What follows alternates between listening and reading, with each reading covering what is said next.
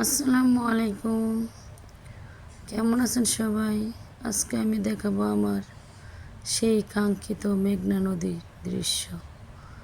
তো দেখেন, নদীতে স্পিড বোট দিয়ে মানুষ কত জায়গা থেকে কত জায়গায় কি যাচ্ছে। ভৈরব থেকে নবীনগর, নবীনগর থেকে আশুগঞ্জ, আশুগঞ্জ থেকে আবার ভৈরবে এইভাবে চলাফেরা করছে। এবং দেখেন নদীর পানি কত স্বচ্ছ।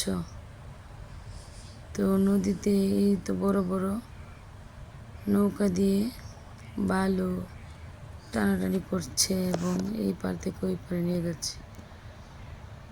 এবং নদীর পাশের দৃশ্যটা দেখেন, এখানে চর বেশি উঠেছে।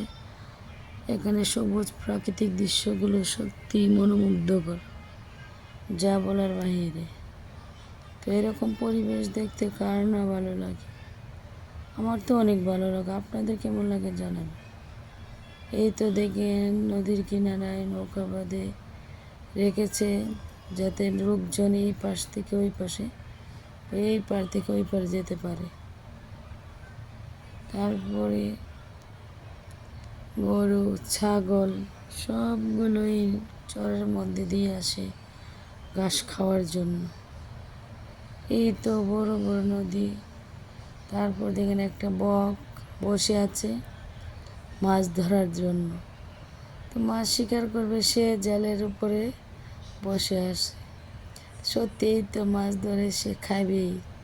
তো এটাই প্রাকৃতিক দৃশ্য। এরকম দৃশ্য দেখলে সত্যি অবাক লাগে। তো এই তো বড় বড় ট্রলারগুলো মালামাল বোঝাই করে এই পার থেকে ওই পারে নিয়ে যাচ্ছে, মানে এক জায়গা থেকে অন্য জায়গায় আর কি। দেখেন নদীর পাড়ে কতগুলো গরু ঘাস খাচ্ছে। লোকজনও আছে, তারপরও নদীতে অনেক গরু গোসল করাচ্ছে, অনেকে আবার বেঁধে রেখেছে। প্রচুর গরম, তাই তো নদীর পাশে গরুগুলোকে বেঁধে এখানে রেখেছে স্বস্তি ফেরার জন্য। আর গরুগুলোকে গোসল করাচ্ছে নদীর পানিতে। এরকম পরিবেশ দেখলে সত্যি নিজেকে অন্যরকম মনে হয়। নদীর ঢেউ আজকে ভালোই ছিল। এই তো জেলেগুলো মাছ ধরার জন্য নৌকা দিয়ে বসে আছে। তারাই মনে হয় এই জালটা ফেলেছে, যে জালটা থেকে বক বসে আছে মাছ ধরার জন্য।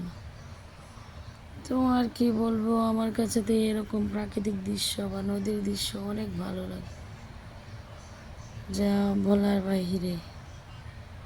মন একবারে মানে শীতল হয়ে যায় এইরকম নদীর মধ্যে নৌকা দিয়ে অথবা লঞ্চ দিয়ে যদি যান, সত্যি অবাক লাগে।